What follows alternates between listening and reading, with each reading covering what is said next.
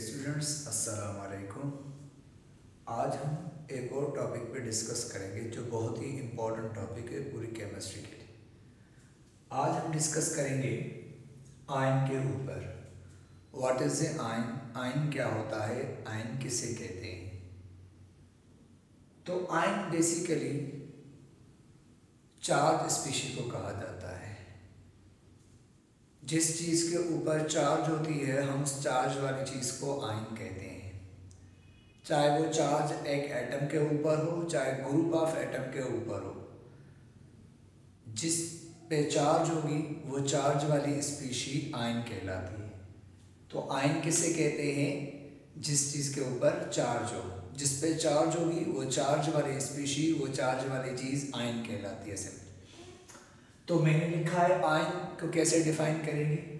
Any charge species is called ion. कोई भी ऐसी स्पीशी हो जिसके ऊपर चार्ज हो, कोई भी, चाहे एटम हो चाहे ग्रुप ऑफ एटम हो, अगर उसके ऊपर चार्ज है तो फिर वो चार्ज वाली चीज आयन कहलाएगी।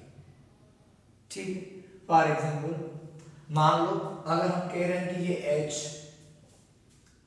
अब ये H है, इसके ऊपर कोई चार्ज नहीं है तो फिर ये एटम है। और अगर इस एटम के ऊपर चार्ज आ जाए, चाहे पॉजिटिव आ जाए चाहे नेगेटिव आ जाए, अगर पॉजिटिव चार्ज आ गई तो अब ये एटम नहीं बल्कि अब ये आयन कहलाएगा। हमने कहा ये F क्या है, इसके ऊपर कोई चार्ज नहीं है तो हम इसे एटम कहेंगे। अगर इस फ्लोरीन के ऊपर चार्ज आ गई नेगेटिव तो अब ये एटम नहीं, अब ये आयन कहलाएगा। तो कोई भी एटम हो चाहे मॉलिक्यूल हो, अगर उसके ऊपर चार्ज है तो उस चार्ज वाली चीज को हम आयन कहते हैं। ठीक है। तो अब आ जाए तो आयन को दो हिस्सों में तकसीम किया गया है। आयन दो टाइप के होते हैं। एक वो आयन होते हैं जिनके ऊपर पॉजिटिव चार्ज होती है, एक वो आयन होते हैं जिनके ऊपर नेगेटिव चार्ज होती है। तो आयन को दो टाइप्स में क्लासिफाइड किया गया है। एक होते हैं पॉजिटिव आयन और एक होते हैं नेगेटिव आयन। पॉजिटिव आयन जिनके ऊपर पॉजिटिव चार्ज हो और नेगेटिव आयन जिनके ऊपर नेगेटिव चार्ज हो। जो पॉजिटिव आयंस होते हैं ना उनको हम केटाइन भी कहते हैं, और जो नेगेटिव आयंस होते हैं उनको हम एनाइन कहते हैं। ठीक है बेटा। अब यहाँ पर हाइड्रोजन, इसके ऊपर पॉजिटिव चार्ज है तो ये क्या है, केटाइन। सोडियम के ऊपर पॉजिटिव चार्ज है, ये केटाइन। पोटेशियम के ऊपर पॉजिटिव चार्ज है, केटाइन। तो ये सारे क्या है, ये पॉजिटिव आयन है और इनको हम केटाइन कहते हैं। और देखो हाइड्रोजन के ऊपर negative charge, fluorine, chlorine, oxygen के ऊपर नेगेटिव चार्ज है, तो ये भी क्या है, ये भी आयन है। मतलब ये भी आयन है, ये भी आयन है, क्योंकि इनके ऊपर भी चार्ज है, इनके ऊपर भी चार्ज है, लेकिन ये पॉजिटिव केटाइन है और ये नेगेटिव आयन एनाइन है। ठीक है। हमने कहा चार्ज, चाहे एक एटम के ऊपर हो, सिंगल एटम या ग्रुप ऑफ एटम के, चार्ज अगर है तो उस चार्ज वाली स्पीशी को हम आयन कहेंगे। जैसे यहाँ पर देखो OH, यहाँ पर तो दो एटम है लेकिन उसके ऊपर चार्ज है तो it is also ion, hydroxide ion. इसको देखो कार्बोनेट CO3, हालांकि चार एटम्स का ग्रुप है लेकिन इसके ऊपर चार्ज है, तो हमने कहा चाहे एक एटम हो चाहे ग्रुप ऑफ एटम, अगर उसके ऊपर चार्ज है तो फिर वो चार्ज वाली स्पीशी आयन कहलाएगी। ठीक है। अब हम डिस्कस करेंगे, मेन पॉइंट पे आते हैं। अब सवाल आता है ये आयंस बनते कैसे, मतलब इनके ऊपर चार्ज कैसे आती है, पॉजिटिव कब आती है, कैसे आती है, और नेगेटिव चार्ज कब आती है। तो चलिए हम डिस्कस करते हैं कैसे चार्ज आती है इनके ऊपर। हमने पहले वाले लेक्चर में डिस्कस किया था कि एटम के अंदर सब एटॉमिक पार्टिकल्स होते हैं, इलेक्ट्रॉन, प्रोटॉन और न्यूट्रॉन्स होते हैं। ठीक है। जो इलेक्ट्रॉन्स होते हैं ना वो न्यूक्लियस के बाहर होते हैं, हमने कहा, और न्यूक्लियस के बाहर होते हैं इलेक्ट्रॉन्स, और वो इलेक्ट्रॉन इजीली रिमूव भी हो जाते हैं एटम से। तो जो इलेक्ट्रॉन्स होते हैं वो एटम से रिमूव भी हो जाते हैं और बाहर से इलेक्ट्रॉन गेन भी होते हैं। तो ये जो आयंस होते हैं ना, इनके ऊपर जो चार्ज आती है ये इलेक्ट्रॉन की वजह से आती है, इलेक्ट्रॉन के लूज और गेन की वजह से आती है। अगर किसी एटम से इलेक्ट्रॉन लूज या गेन हो रहा है तो उसके ऊपर चार्ज आती है। तो अब हम डिस्कस करेंगे पॉजिटिव चार्ज कब आएगी और नेगेटिव चार्ज कब आएगी। तो ठीक है, लेकिन ये याद रखना कि चार्ज इलेक्ट्रॉन के निकलने और इलेक्ट्रॉन के गेन होने से आती है, ये ज़हन में रख लेना। ठीक है। अब आप पूछेंगे सर पॉजिटिव कब आएगी, नेगेटिव। तो सुनो, जब किसी एटम से इलेक्ट्रॉन निकलता है, जब किसी एटम से इलेक्ट्रॉन लूज होता है तो उसके ऊपर पॉजिटिव चार्ज होती है और जब किसी एटम में इलेक्ट्रॉन गेन होता है तो फिर उसके ऊपर नेगेटिव चार्ज। तो इलेक्ट्रॉन के निकलने से एटम पे पॉजिटिव चार्ज आती है और इलेक्ट्रॉन के आने से, गेन होने से इलेक्ट्रॉन पे नेगेटिव चार्ज आती है। ठीक है, अब आप पूछेंगे सर कौन से एटम है जो इलेक्ट्रॉन लूज करते हैं, हमें कैसे पता चले, और कौन से एटम है जो इलेक्ट्रॉन गेन? तो सिंपली जो मेटल एटम होते हैं ना वो इलेक्ट्रॉन लूज करते हैं और वो पॉजिटिव आयन बना देते हैं, केटाइन बना देते हैं, और जो नॉन मेटल्स होते हैं मोस्टली वो इलेक्ट्रॉन गेन करते हैं और वो नेगेटिव आयन बना लेते हैं। ठीक है, तो चलें हम डिस्कस। लेकिन एक बात याद रखना, इलेक्ट्रॉन लूज एक करे चाहे दो करे चाहे तीन करे, इलेक्ट्रॉन लूज करने के बाद उनके ऊपर पॉजिटिव है। अगर एक लूज करेगा तो एक पॉजिटिव, दो लूज करेगा तो दो पॉजिटिव, चार्ज तो आ रही है ना, बस चार्ज अगर आ गई तो वो आयन कहलाएगा फिर। ठीक है, और इलेक्ट्रॉन गेन करने की हर एटम की सलाइड भी अलग अलग होती है, कोई एक गेन करता है कोई दो को करता है, तो जितने गेन करेगा इलेक्ट्रॉन उस पर उतनी माइनस नेगेटिव चार्ज आएगी।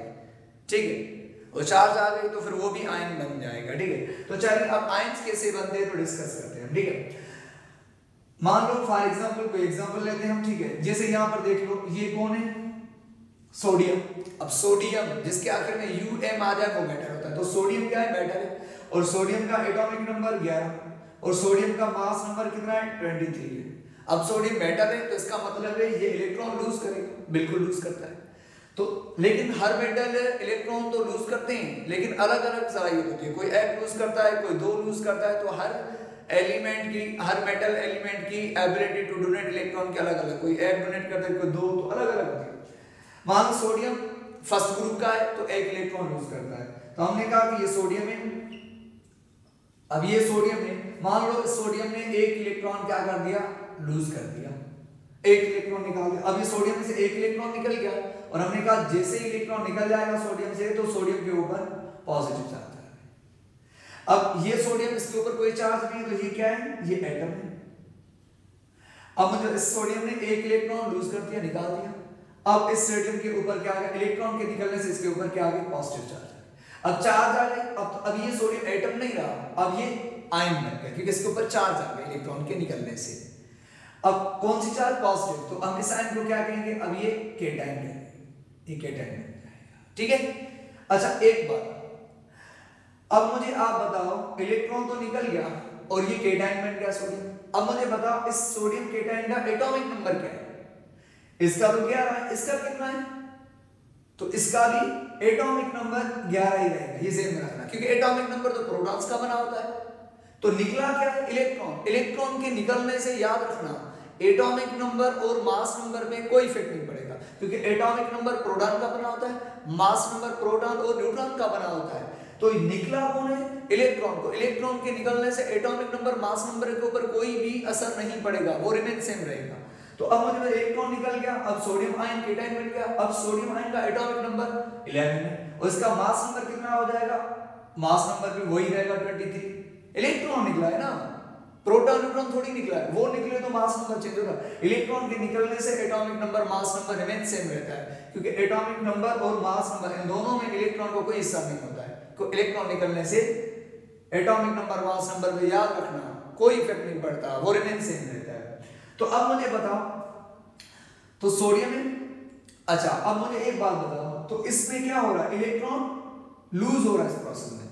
तो किसी भी एटम से इलेक्ट्रॉन जब लूज होता है तो इलेक्ट्रॉन लूज होने वाले प्रोसेस को हम क्या कहते हैं? ऑक्सीडेशन कहते हैं। क्या कहते हैं? ऑक्सीडेशन। तो मान लो इसमें से इलेक्ट्रॉन लूज हो रहा है तो हम कहेंगे क्या हो रहा है? ऑक्सीडेशन हो रही है। क्या हो रही है? ऑक्सीडेशन। ऑक्सीडेशन किसे कहते हैं? Lose of electron. किसी एटम से इलेक्ट्रॉन लूज हो जाए इज द ऑक्सीडेशन।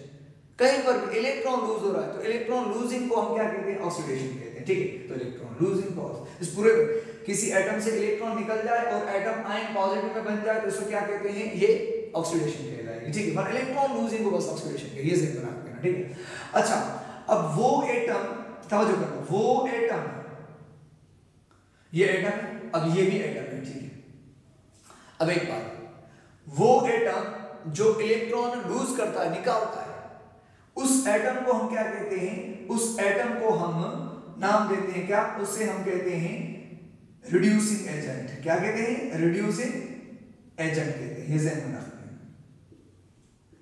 जो एटम चाहे आयन हो, जो इलेक्ट्रॉन लूज करता है तो उस इलेक्ट्रॉन लूज करने वाले को हम क्या कहते हैं, रिड्यूसिंग एजेंट कहते हैं। तो लूज कौन कर रहा है, ये कर रहा है, तो इसने लूज कर दिया तो अब ये रिड्यूसिंग एजेंट कहलाएगा। लूज करने के बाद जिस पे पॉजिटिव चार्ज आ जाती है तो उस पॉजिटिव चार्ज वाले स्पीशीज केटाइन को हम क्या कहते हैं, उससे वाले हम कहते हैं क्या, ऑक्सीडाइज्ड स्पीशीज। क्या कहेंगे, ऑक्सीडाइज्ड स्पीशीज कहलाती है, ये ऑक्सीडाइज होती है। ठीक है, मान इलेक्ट्रॉन में डेफिशिएंट हो गया, इलेक्ट्रॉन की कमी हो गई, उसे हम ऑक्सीडाइज्ड स्पीशीज। इलेक्ट्रॉन लूज करने वाले को रिड्यूसिंग एजेंट, और लूज करने के बाद जो आयन बन जाता है, जो स्पीशी बन जाती है, हम उसे ऑक्सीडाइज्ड स्पीशी कहते हैं। ठीक है, और इस पूरे प्रोसेस को हम क्या कहते हैं, ऑक्सीडेशन। ठीक है, अच्छा एक बात और, ये ऑक्सीडेशन कहलाता है। अच्छा अब हम मुझे बताओ कि ये सोडियम एटम है, इस सोडियम एटम में प्रोटॉन कितने, एटॉमिक नंबर 11 है तो प्रोटॉन 11, इलेक्ट्रॉन कितने, जाहिर सी बात है प्रोटॉन 11 तो इलेक्ट्रॉन भी 11, न्यूट्रॉन कितने, तो 11 23 में से माइनस करो तो कितने हो जाएंगे, 12। अब आयन में इलेक्ट्रॉन प्रोटॉन न्यूट्रॉन कैसे फाइंड करेंगे, उस पर डिस्कस करते हैं। तो चलिए यहां पर अब मुझे बताओ सोडियम का एटॉमिक नंबर 11, अब मैं आपसे पूछूं सोडियम आयन में प्रोटॉन कितने, 10, नहीं, एटॉमिक नंबर तो उसका 11 ही है, तो इसका मतलब है उसमें प्रोटॉन तो 11 ही है। अच्छा उसमें इलेक्ट्रॉन कितने, प्रोटॉन 11 तो इलेक्ट्रॉन भी 11 थे, लेकिन एक इलेक्ट्रॉन लूज हो गया, पॉजिटिव चार्ज आ गया। पॉजिटिव चार्ज का मतलब है एक इलेक्ट्रॉन निकल चुका है, तो बाकी कितने बचे, 10 इलेक्ट्रॉन। न्यूट्रॉन कितने, तो 11 23 में से माइनस करो कितने, 12।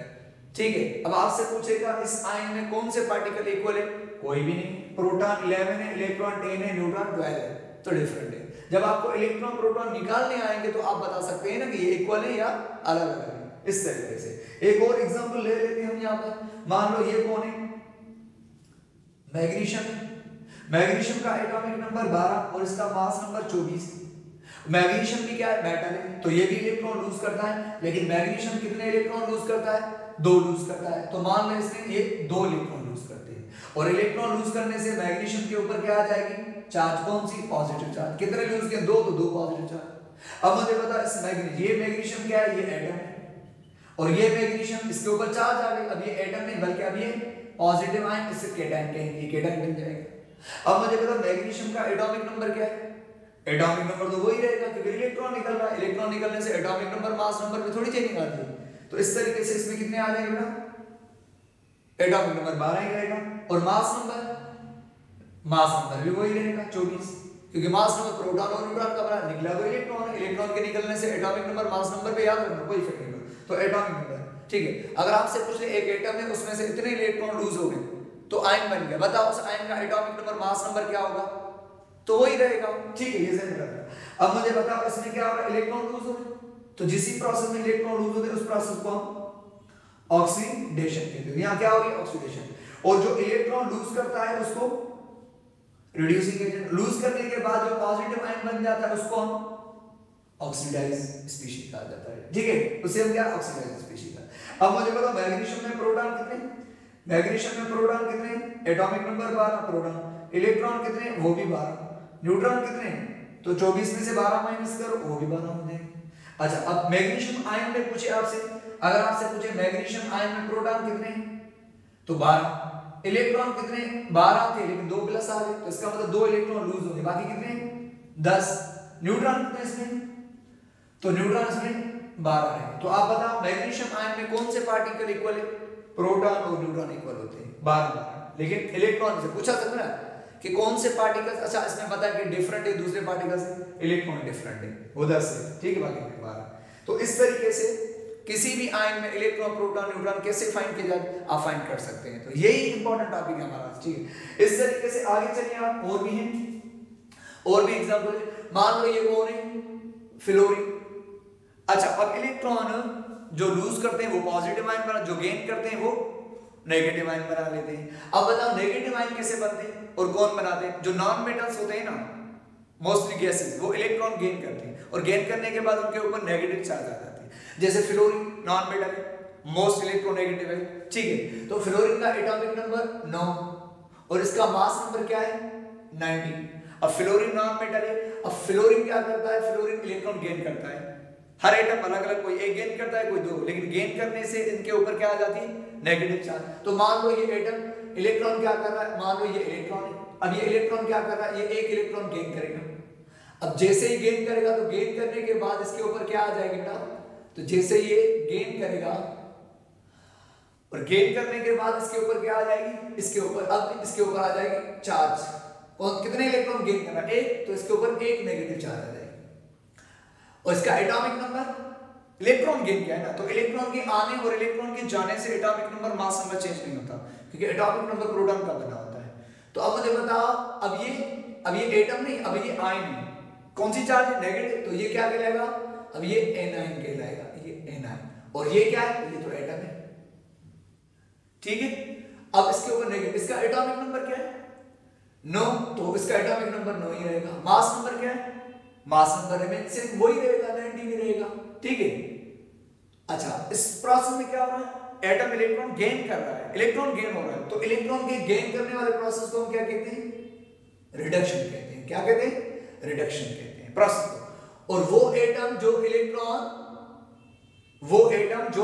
क्या कर रहा है, जो गेन कर रहा है, जो स्पीशीज, जो एटम चाहे आयन हो, जो इलेक्ट्रॉन लेता है, जो इलेक्ट्रॉन गेन करता है, तो उस इलेक्ट्रॉन गेन करने वाले को हम क्या कहते हैं, ऑक्सीडाइजिंग एजेंट कहते हैं। क्या कहते हैं, ऑक्सीडाइजिंग एजेंट कहा जाता है उसको, ठीक है। और इलेक्ट्रॉन गेन करने के बाद जो नेगेटिव आयन बन जाते हैं, इलेक्ट्रॉन गेन करने के बाद जो नेगेटिव आयन बन जाते हैं, हम उसे क्या कहते हैं, हम उसे रिड्यूस्ड स्पीशी कहते हैं। क्या कहते हैं, रिड्यूस्ड स्पीशी। तो ये रिड्यूस हो गई, मतलब इलेक्ट्रॉन गेन करने के बाद जो उसके ऊपर नेगेटिव चार्ज आ जाती है, इलेक्ट्रॉन एक्सिस में आ जाते हैं, तो वो क्या कहते हैं, रिड्यूस स्पीशी कहलाए। तो ये रिड्यूस हो गई, ठीक है। इसे एक बात बच्चे सबसे बड़ी गलती करेंगे, कौन सी, या हम इलेक्ट्रॉन लूज करने के प्रोसेस को ऑक्सीडेशन कहते हैं, लेकिन लूज करने वाले को रिड्यूसिंग एजेंट कहते हैं। अब बच्चे क्या कहते हैं, अगर ऑक्सीडेशन हो रही है तो लूज करने वाले को ऑक्सीडाइजिंग एजेंट कहते हो, ऐसा नहीं होता, तो मैचिंग नहीं करनी। अगर प्रोसेस ऑक्सीडेशन है तो लूज करने वाले को रिड्यूसिंग एजेंट कहेंगे, ठीक। और अगर कोई एटम इलेक्ट्रॉन गेन कर रहा है तो गेन करने वाले को ऑक्सीडाइजिंग एजेंट कहेंगे, और गेन करने के प्रोसेस को हम रिडक्शन कहेंगे। तो ये ज़हन में रख लेना बात, ठीक है। बता दो, रिडक्शन की जगह पे इसको रिड्यूसिंग बोल दो, नहीं, प्रोसेस रिडक्शन का है, लेकिन गेन करने वाले कौन, ऑक्सीडाइजिंग एजेंट कहेंगे। अच्छा, फ्लोरीन में प्रोटॉन कितने, एटॉमिक नंबर 9 है तो उसमें प्रोटॉन 9, इलेक्ट्रॉन कितने, तो एटॉमिक नंबर प्रोटॉन 9 है तो इलेक्ट्रॉन भी 9। अच्छा, न्यूट्रॉन कितने, तो 19 में से 9 माइनस करो 10। अब इस आयन में अगर हम बात करें तो इस आयन में प्रोटॉन इलेक्ट्रॉन कितने इसमें, अच्छा मुझे पता है इसमें प्रोटॉन कितने, इसका एटॉमिक नंबर 9 है तो इसमें प्रोटॉन 9, इलेक्ट्रॉन कितने हैं मुझे बताओ, प्रोटॉन 9 है तो इलेक्ट्रॉन भी 9 थे, लेकिन एक माइनस भी तो है ना, एक इसने इलेक्ट्रॉन गेन किया है तो माइनस का मतलब गेन किया है, तो एक माइनस है तो एक गेन वाला, और 9 अपने कितने हो गए 10। न्यूट्रॉन कितने इसमें, न्यूट्रॉन कितने, तो 19 में से 9 माइनस करो कितने हो जाए 10। अब मुझे बताओ, आपसे पूछे फ्लोराइड आयन के अंदर कौन से पार्टिकल इक्वल होते हैं, इलेक्ट्रॉन और न्यूट्रॉन 10 10 होते हैं, ठीक है। इससे एक और एग्जांपल लेंगे, ये कौन है, ऑक्सीजन, इसका एटॉमिक नंबर 8, इसका मास नंबर 16। ऑक्सीजन भी नॉन मेटल एक गैस है, ऑक्सीजन भी क्या करता है, इलेक्ट्रॉन गेन करता है, कितने गेन करता है, 2 गेन करता है, ठीक है। अब ये जब 2 इलेक्ट्रॉन गेन करेगा तो गेन करने के बाद क्या हो जाएगा, इसके ऊपर 2 इलेक्ट्रॉन जितने गेन करेगा उसके ऊपर उतनी माइनस आ जाएगा, तो ये माइनस आ जाएगा। अब ये एटम है, इसमें 2 इलेक्ट्रॉन लिए तो अब क्या बन गया, ये आयन, कौन सा ion, negative ion. Negative ion को हम क्या कहते हैं, एनायन। अच्छा, इस ऑक्साइड आयन, और इसका एटॉमिक नंबर क्या है, एटॉमिक नंबर तो वही रहेगा कितना 8, मास नंबर कितना रहेगा, मास 16 रहेगा, ठीक है। अच्छा, इसमें क्या हो रहा है, इलेक्ट्रॉन गेन, तो प्रोसेस का नाम रिडक्शन कहलाएगा, ठीक है। और वो स्पीशी, वो एटम जो इलेक्ट्रॉन गेन कर रहा है, तो गेन करने वाले को हम क्या कहते हैं, ऑक्सीडाइजिंग एजेंट। गेन करने के बाद जो नेगेटिव आयन बन गया उसे हम क्या कहते हैं, उसे रिड्यूस स्पीशी कहा जाता है। अब मुझे बताओ, इस ऑक्सीजन एटम में प्रोटॉन कितने, 8, इलेक्ट्रॉन कितने 8, न्यूट्रॉन कितने, तो 16 में से 8 माइनस करो, ये भी 8। अब ऑक्साइड आयन में, अब आयन में से पूछे प्रोटॉन कितने, तो एटॉमिक नंबर 8 है इसका, तो प्रोटॉन तो वही रहेंगे 8। इलेक्ट्रॉन कितने 8, प्रोटॉन थे तो इलेक्ट्रॉन भी 8 थे, लेकिन 2 माइनस भी तो है ना, तो 2 उसने इलेक्ट्रॉन गेन किए तो कितने हो गए 10। न्यूट्रॉन कितने इसमें, तो 16 में से 8 माइनस करो कितने हो जाएंगे 8। इसमें कौन से पार्टिकल इक्वल है, प्रोटॉन और न्यूट्रॉन, क्योंकि प्रोटॉन भी 8 इसमें न्यूट्रॉन भी 8। ठीक है बेटा, इसमें कोई डाउट हो तो पूछना, ठीक है। इस तरीके से ये बहुत ही सिंपल डाउट। अच्छा, ये टॉपिक किस लिए पढ़ा, इसलिए पढ़ा कि किसी भी आयन में इलेक्ट्रॉन प्रोटॉन न्यूट्रॉन कितने होते हैं वो कैसे फाइंड, लास्ट टाइम हमने एटम में इलेक्ट्रॉन प्रोटॉन न्यूट्रॉन फाइंड किए थे, अब आयन के अंदर इलेक्ट्रॉन प्रोटॉन न्यूट्रॉन कैसे फाइंड करेंगे उस पर डिस्कस करते हैं। तो चलिए, मान लो अगर आपसे पूछे ये एल्यूमिनियम है, इसका एटॉमिक नंबर 13 है और इसके ऊपर चार्ज कितनी है, इसके ऊपर 3 प्लस चार्ज है, ठीक है, और इसका मास नंबर कितना है 27। अब आपसे पूछेगा इस एल्यूमिनियम आयन में प्रोटॉन कितने, तो जो एटॉमिक नंबर 13 है प्रोटॉन भी 13, इलेक्ट्रॉन कितने हैं, तो जितने प्रोटॉन है उतने जितने प्रोटॉन है उतने इलेक्ट्रॉन होते हैं, लेकिन इसके ऊपर 3 प्लस चार्ज है, तो इसका मतलब है 3 प्लस 3 इलेक्ट्रॉन निकल गए, तो कितने बचे बाकी, तो इलेक्ट्रॉन बाकी 10 बचे। न्यूट्रॉन कितने, वो 27 में से निकाल दो कितने हो जाएंगे न्यूट्रॉन 14 होते हैं, ठीक है। इस तरीके से मान लो ये फास्फोरस है, इसका एटॉमिक नंबर 15 है, इसके ऊपर -3 चार्ज है और इसका मास नंबर 31 है, इसमें प्रोटॉन कितने, एटॉमिक नंबर 15 तो इसमें प्रोटॉन 15, इलेक्ट्रॉन कितने 15 थे लेकिन 3 - 3 ने गेन किए तो कितने हो गए 18।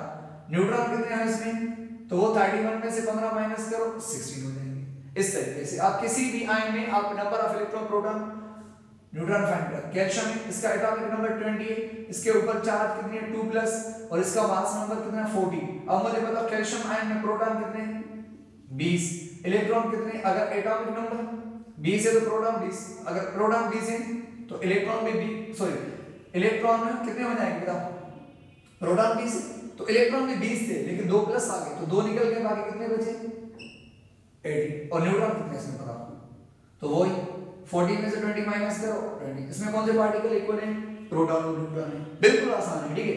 ये तो अभी आयन में फाइंड करना है, ठीक है। इस तरीके से किसी आयन में फाइंड करना, अब किस में फाइंड कर सकते हैं आप, ये तो आयन में हो गए, ठीक है। अब मॉलिक्यूल में कैसे फाइंड करोगे, मान लो अगर आपसे पूछे मॉलिक्यूल के अंदर जैसे ये H2O, आपसे पूछे H2O में प्रोटॉन और इलेक्ट्रॉन कितने हैं और आपसे पूछे, तो याद रखो कि मॉलिक्यूल के अंदर प्रोटॉन और न्यूट्रॉन पूछे, लेकिन न्यूट्रॉन का सॉरी मसला हो सकता है क्योंकि इसमें पता नहीं है कि ऑक्सीजन कौन सा है, क्योंकि ऑक्सीजन के 3 आइसोटोप्स होते हैं, 16 मास वाला होता है, 17 वाला 18 होता है, तो हमें ये नहीं पता कि ऑक्सीजन 16 वाला 70 वाला है, तो आइसोटोप्स अगर हमें मिला तो हम न्यूट्रॉन फाइंड, लेकिन हाँ अगर पूछ रहा है तो आप जनरली कौन सा ऑक्सीजन उठाएंगे 16 मास वाला, ये ज़हन में रख लेना।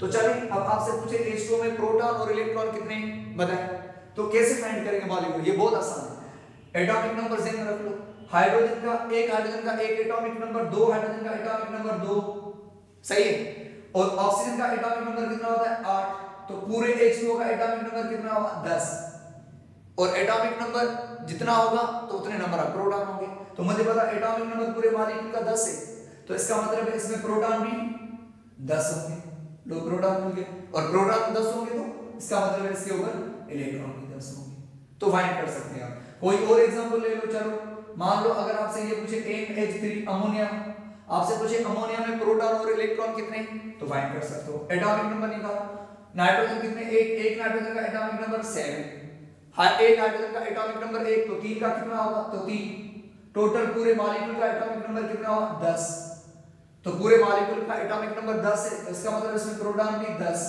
और इसमें प्रोटॉन 10 है तो इसमें इलेक्ट्रॉन भी 10 हो जाएंगे।